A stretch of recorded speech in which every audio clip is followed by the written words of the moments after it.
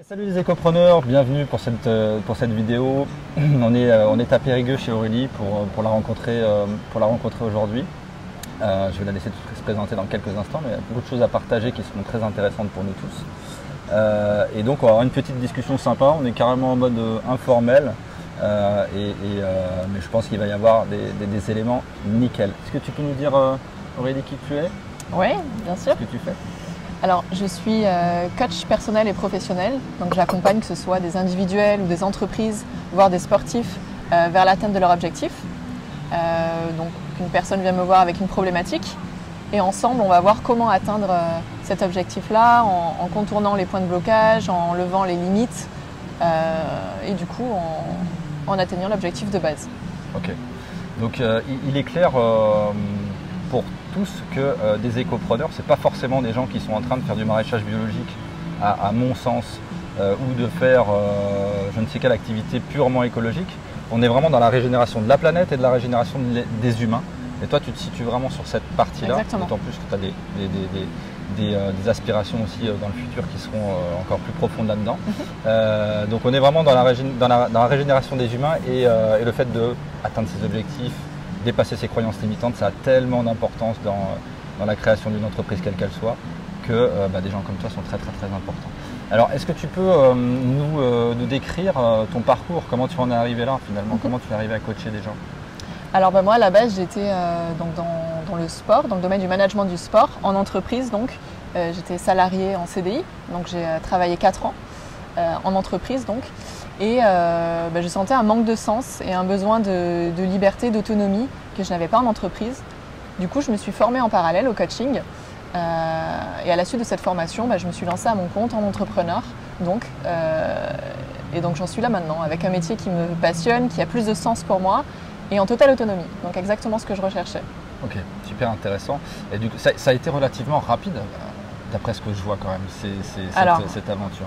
En fait, rapide, donc je suis quand même restée 4 ans en entreprise, alors que ça ne me plaisait pas forcément. Je parlais de la transition. Ouais, la transition, du moment que j'ai su ce que je voulais faire, donc ça m'a pris, on va dire, 3 années pour mettre le doigt vraiment sur le métier qui me passionne.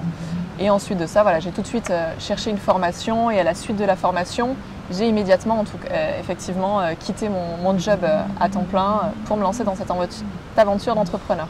Ok.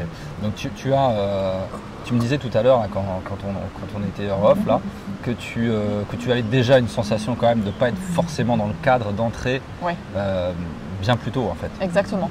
Dès l'école, j'avais cette sensation d'être emprisonnée en tout cas dans un cadre, dans des normes et avec certaines règles qui n'étaient pas forcément les miennes, qui sont les mêmes pour tout le monde, alors qu'on est tous des individus différents, donc avec des valeurs différentes. Donc effectivement, que ce soit à l'école ou après au sein de l'entreprise, j'avais cette sensation en tout cas un petit peu d'étouffement et de vouloir faire les choses par moi-même et c'est ce qui m'a poussée vers l'entrepreneuriat.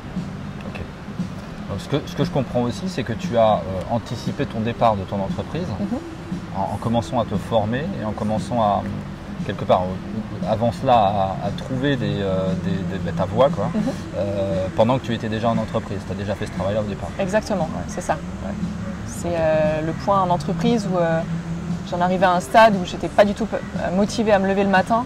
Je me suis dit, il va falloir que ça change, je ne vais pas passer une vie comme ça à venir travailler à reculons. Okay. Donc je me suis vraiment focalisée sur ce qui m'animait, sur trouver ma voie et après j'ai fait... Et alors cette voie, qu'est-ce qui t'y a amené? Comment tu as trouvé ta voie justement? Quel travail tu as réalisé pour la trouver? En fait, j'ai fait un travail, c'est de la connaissance de soi. Donc je me suis posée clairement et je me suis dit, j'ai listé ce qui me passionnait dans la vie d'une manière générale, donc mes centres d'intérêt, donc l'humain éventuellement, aider, le fait d'accompagner les gens, mes valeurs, mes talents. J'ai fait un peu le cumul de tout ça et j'en suis venue au coaching. C'est vrai qu'il y avait la psychologie qui m'a toujours beaucoup inspirée aussi, mais j'ai découvert le coaching à Paris, il y avait beaucoup de conférences, je suis très curieuse aussi, donc je me suis énormément ouverte aux conférences et à tous ces événements-là. Donc j'ai connu ce métier-là de coach, qui correspondait parfaitement à mes talents, mes valeurs, mes aspirations. Ok, donc tu as réalisé une formation qui a duré un certain temps, je crois que c'est 8 mois. C'est ça, ok. Et à l'issue de ça, c'est les grands mains. Exactement. Donc là, il faut se lancer. Comment ça s'est passé pour toi? Tu avais des revenus, tu n'en avais pas? Comment le lancement s'est Ouais, alors déroulé? moi j'ai eu la chance en tout cas de négocier avec mon entreprise une rupture conventionnelle, ce qui m'a permis d'être au chômage, tout simplement au début, jusqu'au temps que je génère mes premiers revenus et que là le chômage me soit coupé. Et que maintenant j'en vis tout à fait, j'en vis pleinement. D'accord. Mais au début j'ai eu la chance en tout cas de gérer ça. Après c'est différent pour chacun. Oui, bien sûr. Rien n'empêche de rester dans son emploi et de commencer son business en parallèle. Ouais, c'est tout à fait jouable. Quelles ont été les premières difficultés que tu as rencontrées? Est-ce que tu en as rencontré déjà?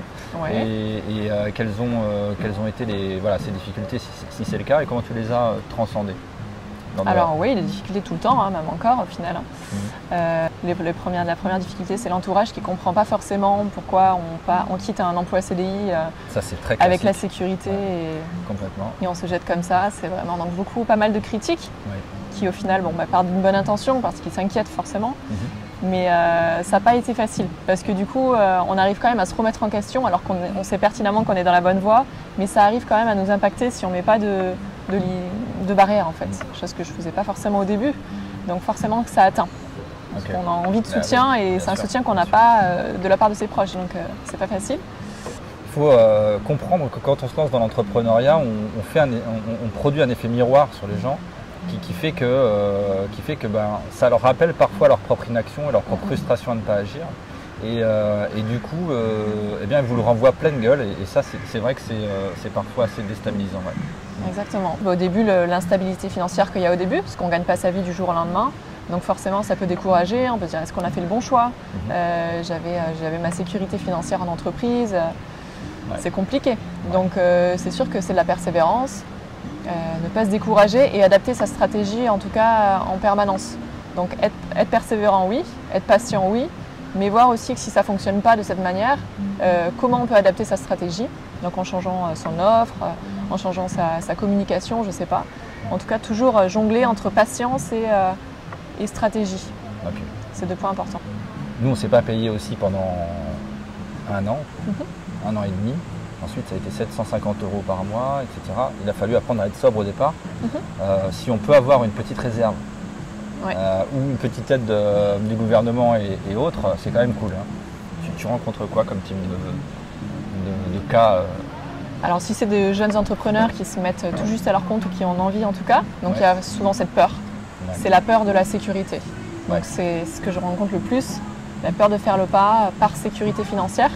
Parce que souvent ils ont dans la tête que se mettre à leur compte c'est tout quitter du jour au lendemain, alors que c'est quelque chose qui peut se construire. Il ne faut pas voir l'entrepreneuriat comme le saut dans le grand bain en fait. Hein. Ça peut se construire, ça peut être étape par étape.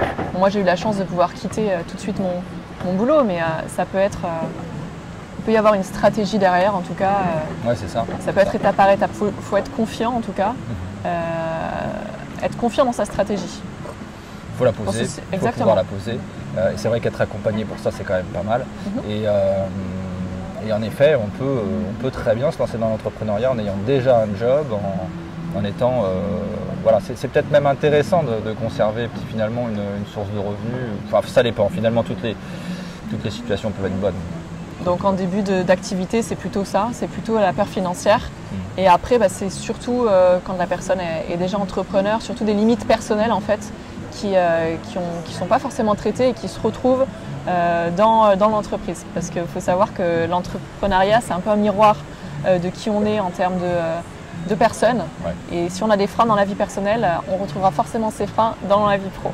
Tout à fait. Donc, c'est vraiment 80% d'état d'esprit et 20% de... C'est souvent dit oui, ça. Ça, oui. On le retrouve souvent. Oui, mais je trouve que c'est tout à fait cohérent. 80% d'état d'esprit, 20% de technique. Alors c'est vrai que les gens se focalisent sur les 20% de technique, mais c'est vraiment dans notre tête que ça se passe. Et plus on arrive à faire sauter des limites, mieux c'est. Et c'est bien d'avoir des outils pour le faire, en effet. Ok.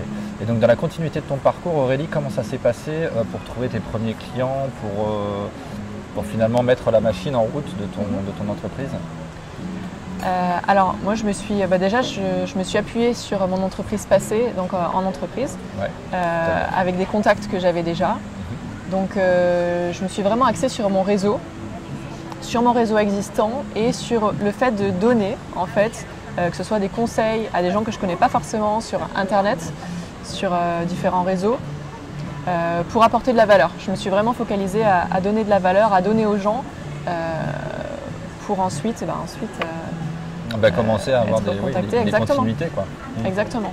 Ouais. Ça rejoint typiquement ce que nous on enseigne dans la formation de devenir un écopreneur accompli, qui est avant de recevoir, il faut savoir donner, en effet.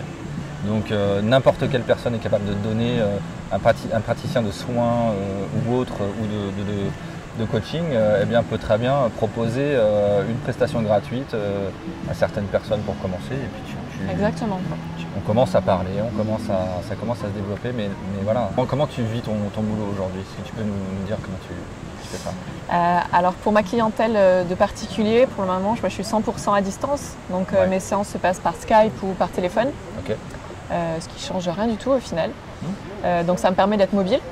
Après, j'interviens aussi des fois en entreprise ou dans des structures. Donc là, effectivement, je vais me poser 2 mois dans une ville. Mais en tout cas, je tiens à développer cette clientèle, rester avec cette clientèle de particulier pour être mobile et gérer ça à distance. Ouais. Okay. C'est important pour moi. Donc finalement, tu travailles d'où tu veux, quand tu veux? Exactement. Enfin, quand tu veux, je ne sais pas, mais au moins d'où tu veux. C'est ça. Ok, très bien. Ça, c'est un point qui est particulier parce que c'est ce qui fait vibrer Aurélie. Elle a envie de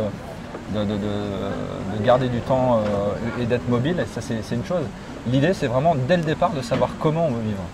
Comment on veut vivre, fixer ses objectifs et de se dire, tiens, moi, j'ai envie, j'ai des enfants, de ne pas travailler le mercredi après-midi et de machin et de bidule. Bref, nos objectifs d'entreprise et professionnels dépendent vraiment de nos objectifs personnels. Et ça, on ne se pose pas assez la question souvent au départ des activités. C'est vraiment un point que moi je trouve hyper important parce que sinon, on se retrouve kidnappé par une activité qu'on n'a plus envie de faire.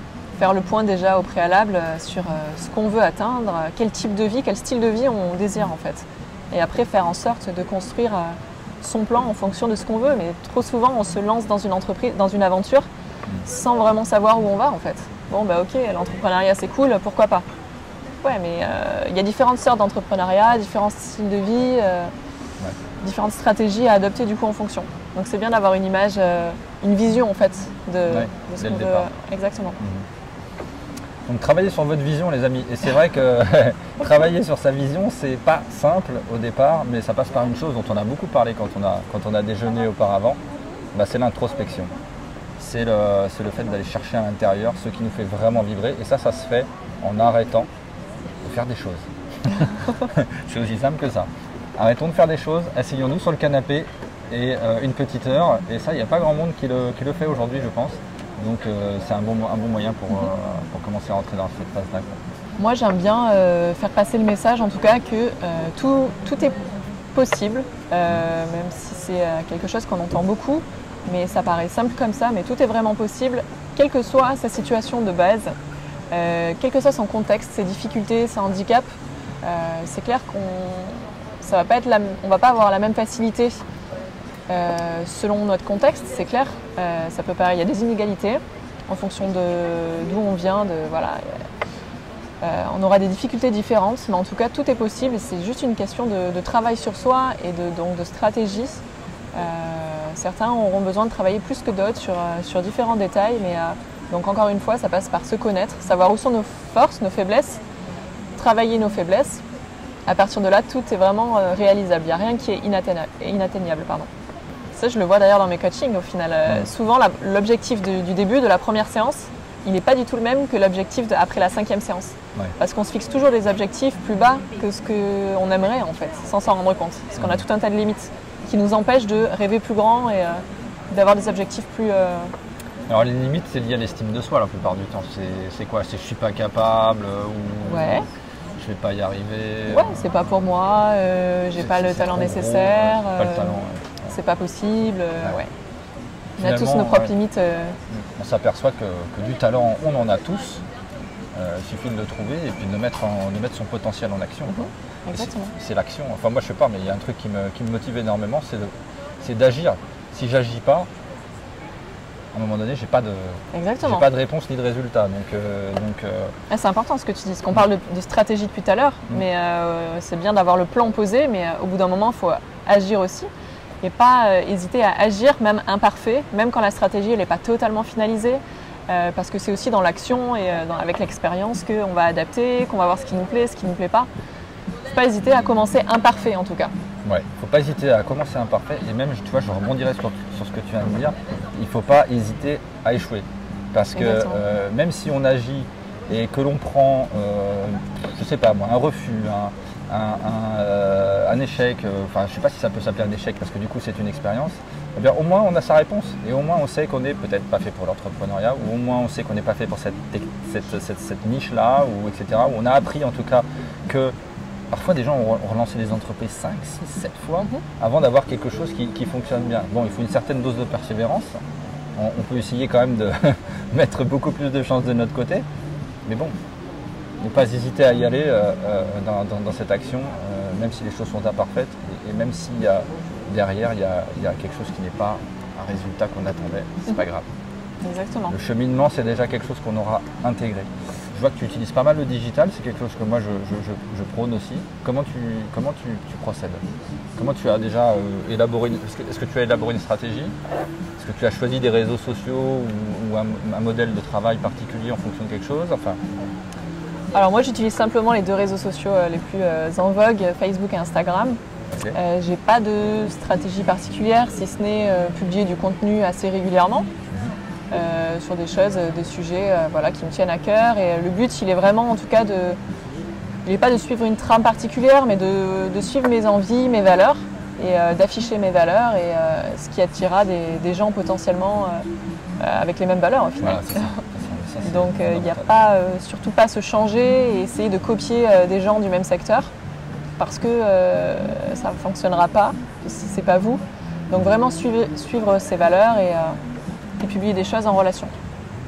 Très juste, très juste. Et n'hésitez pas à polariser, quoi. Parce que justement, les valeurs, il faut les assumer. Vos valeurs, il faut les assumer. Vous ne plairez pas à tout le monde. Exactement. Donc, accepter la s'il y a des gens qui ne vous aiment pas, c'est qu'il y a aussi des gens qui adorent ce que vous faites. Donc c'est pas grave. C'est pas grave. Donc, ok, super intéressant. Et du coup, Facebook, Instagram, est-ce que tu as un retour sur l'efficacité des réseaux sociaux? Est-ce que tu sais si Facebook te génère plus de clients que Instagram ou... Je reçois plus de clients en fait d'Instagram. Instagram, ça a vraiment pris le pas sur Facebook. Des gens qui ne me connaissent pas forcément, qui me contactent. Donc Instagram marche beaucoup plus, mais les clients sont plus... il y a moins de suivi en fait que Facebook. Facebook, j'ai des clients qui me suivent depuis le début et qui des fois me demandent un coaching, après peut-être un second. Il y a plus de régularité sur Facebook, mais ça tourne beaucoup plus sur Instagram. Je ne sais pas si c'est très clair cette idée. C'est clair. Est-ce que ta clientèle est plus jeune qui provient d'Instagram? Parce que je sais que c'est un exactement réseau social plus jeune. Exactement, ouais, tu as raison. Les gens sont plus jeunes sur Instagram que Facebook. Okay. Donc c'est deux cibles différentes. C'est ça qui fait aussi que les gens sont peut-être plus fidèles sur Facebook, même s'ils sont moins nombreux. Okay. Intéressant. Tu travailles d'autres vecteurs tu parlais de bouche à oreille, ça reste quand même très important, le bouche à oreille. C'est ça. Après 1 an, 2 ans, 3 ans d'activité, après avoir eu des clients, donc les clients qui sont satisfaits, ça c'est la meilleure communication possible, surtout dans un métier comme le coaching, le conseil. Des clients satisfaits sont des clients qui vont parler de vous en positif, donc forcément ça c'est le meilleur vecteur de communication. Ça c'est valable dans tous les secteurs. Un client satisfait, c'est très chouette.